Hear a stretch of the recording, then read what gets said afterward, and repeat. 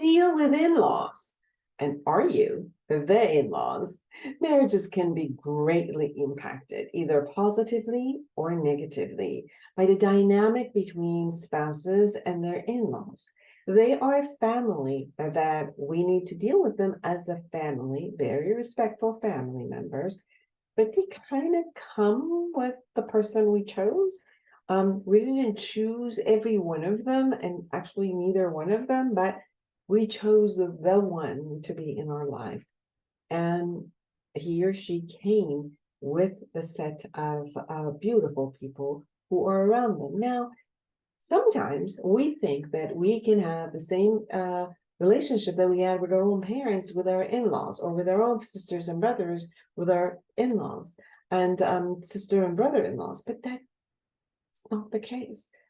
Sometimes we get very, very disappointed because we really want to create this, and then it doesn't happen, and we're disappointed. Or that there's an expectation of that from our mate, but we know it can't happen. There's a space, and maybe that space is very, very appropriately set up and put, and it should be there so that we could get to know them, and not just be by default because they're on in-laws, but because we get to know each one and set up the appropriate relationship that is based on our characters and the role that is. And how do we also try not to want to change them, because our spouse is going to be really upset when you keep saying bad stuff about their in-laws.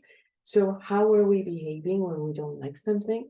Are we constantly nagging and complaining? Are we saying it kind of like a politically correct? Are we taking our spouse's emotions into consideration when we have an expectation from our in-laws? How do we set boundaries with a group of people who just became our family members and we don't really have history with them, but we've got to create the boundaries with them?